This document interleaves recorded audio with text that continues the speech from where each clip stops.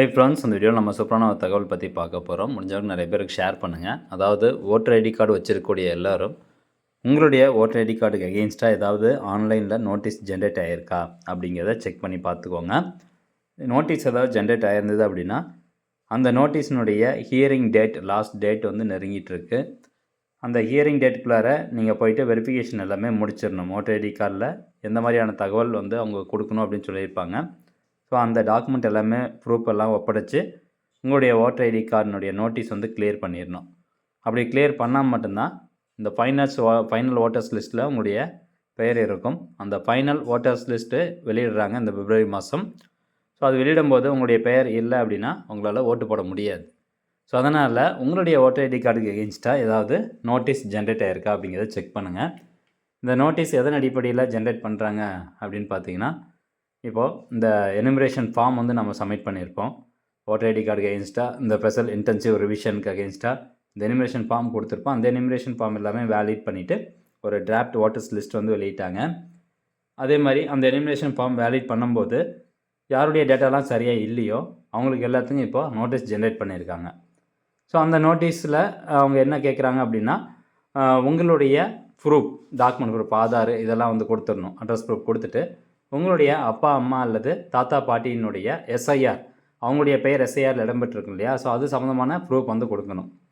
So இதெல்லாம் உங்கள்கிட்ட இல்லை அப்படின்னா நீங்கள் எதுவும் பண்ணாதீங்க. நேரடியாக நோட்டீஸ் ஜென்ரேட் ஆகிருந்தால் அந்த நோட்டீஸை கொண்டு போயிட்டு உங்கள் பகுதியில் இருக்கக்கூடிய பிஎல்ஓ ஆஃபீஸரை போய் கான்டாக்ட் பண்ணுங்கள். பிஎல்ஓன்னா பூத் லெவல் ஆஃபீஸர் அப்படின்னு சொல்லுவாங்க.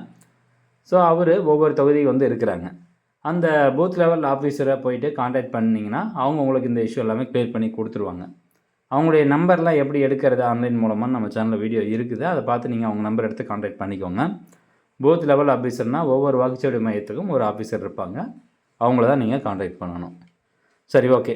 இப்போது இந்த ஷெட்யூல் வந்து ஏற்கனவே அவங்க ரேஸ் பண்ணி வெளியிட்டிருந்தாங்க இல்லைங்களா. ஸோ என்ன சொல்லியிருக்காங்கன்னா, publication of draft electoral roll ஏற்கனவே வரை வாக்காளர் பட்டியல் டிசம்பர் 19 வெளியிட்டிருந்தாங்க. அதுக்கப்புறம் டிஸ்போசல் ஆஃப் கிளைம்ஸ் அண்ட் அப்ஜென்ஷனுக்கான டேட் வந்து 19/12/2025, 18/1/2026 கொடுத்துருந்தாங்க. அது கூடவே இந்த நோட்டீஸ் ஃபேஸ் அப்படின்னு கொடுத்துருக்காங்க, ஹியரிங் அண்ட் வெரிஃபிகேஷன்.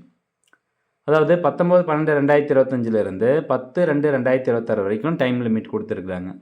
இன்றைக்கி தேதி 3/2/2026. அப்போ இன்னும் ஒரு 7 நாள் இருக்குது. இன்றைக்கி இல்லாமல் இன்னும் ஒரு 7 நாள் இருக்குது. ஸோ உங்களுக்கு நோட்டீஸ் ஜென்ரேட் ஆகிருந்தது அப்படின்னா பிஎல்ஓ ஆஃபீஸரை போய் கான்டாக்ட் பண்ணுங்கள். அல்லது ஆன்லைன் மூலமாகவே அந்த நோட்டீஸ் எகெயின்ஸ்டாக நீங்கள் ப்ரூஃப் சப்மிட் பண்ணிங்கன்னா உங்களுடைய பிரச்சனையை வந்து வெரிஃபிகேஷன் பண்ணி உங்களுடைய அந்த நோட்டீஸ் வந்து வெரிஃபிகேஷன் பண்ணிட்டு டாக்குமெண்ட்லாம் வெரிஃபிகேஷன் பண்ணிவிட்டு உங்களுக்கு கிளியர் பண்ணி கொடுத்துருவாங்க. ஃபைனல்ஸ் ஓட்டர் லிஸ்ட்டில் உங்களுடைய பெயர் வந்துடும். ஆன்லைன் மூலமாக யாரெல்லாம் பண்ண முடியும் அப்படின்னு பார்த்தீங்கன்னா, உங்களுடைய ஓட்டர் ஐடி கார்டில் மொபைல் நம்பர் லிங்க் ஆகிருந்தால் மட்டும் தான் நீங்கள் ஆன்லைன் மூலமாக அந்த நோட்டீஸ்க்கு அகெயின்ஸ்டாக டாக்குமெண்ட்ஸ் கொடுத்து சப்மிட் பண்ண முடியும். அப்படி மொபைல் நம்பர் லிங்க் ஆகுதுன்னா நீங்கள் நேரடியாக பிஎல்ஓ ஆஃபீஸரை தான் கான்டாக்ட் பண்ணணும். சரி, இப்போ என்ன நோட்டீஸ் வந்திருக்கா இல்லையா அதை நான் பார்க்கணும். அதை நீங்கள் பார்க்கணும் அப்படின்னா இங்கே பாருங்கள், submit document against notice issued அப்படின்ட்டு இருக்கும். இந்த voters.eci.gov.in அப்படிங்கிற இந்த வெப்சைட் ஓப்பன் பண்ணிக்கோங்க. இதை நீங்கள் யூஸ் பண்ணணும் அப்படின்னா ஃபஸ்ட்டு இந்த வெப்சைட்டில் சைனப் வந்து பண்ணியிருக்கணும். சைனப் ரொம்ப ஈஸி. இந்த சைனப் அப்படிங்கிறத கிளிக் பண்ணிவிட்டு இங்கே பாருங்கள், உங்களுடைய mobile number, email address, captcha அதெல்லாம் கொடுத்துட்டு கண்டினியூ கொடுத்தீங்கன்னா ஓடிபி வரும். ஓடிபி கொடுத்ததுக்கப்புறம் உங்களுக்கு ஆட்டோமேட்டிக்காக சைன்இன் வந்து ஆகிரும். ஒன்றும் பிரச்சனை இல்லை. ரொம்ப ஈஸியாக க்ரியேட் பண்ணிக்கலாம். க்ரியேட் பண்ணிட்டு இங்கே பாருங்கள், submit document against notice issued அப்படின்ட்டு இருக்கும். ஜஸ்ட் அந்த ஆப்ஷனை வந்து கிளிக் பண்ணுங்கள். அது கிளிக் பண்ணதும் இந்த இடத்துல உங்களுடைய மொபைல் நம்பர் வந்து கேட்குது. மொபைல் நம்பர் அல்லது voter ID card number, EPIC number அப்படின்னா voter ID card number. So first உங்களுடைய மொபைல் நம்பரை கரெக்டாக அதில் டைப் பண்ணிடுங்க. அடுத்தபடியாக ஒரு கேப்ச்சா இருக்குது, அதையும் கரெக்டாக டைப் பண்ணிடுங்க. ஓகே, இதை கொடுத்துட்டு ரிக்வெஸ்ட் ஓடிபி அப்படிங்கிறத கொடுங்க. இப்போ ஓடிபி வரும். அந்த ஓடிபி இதில் என்ட்ரு பண்ணிக்கோங்க. அடுத்து என்ட்ரு பண்ணிட்டு வெரிஃபை அண்ட் லாகின் கிளிக் பண்ணுங்கள். அடுத்ததாக இந்த மாதிரி ஒரு பேஜ் ஓப்பன் ஆகும். இதில் enter Epic and notice reference number அப்படின்னு இருக்கும்.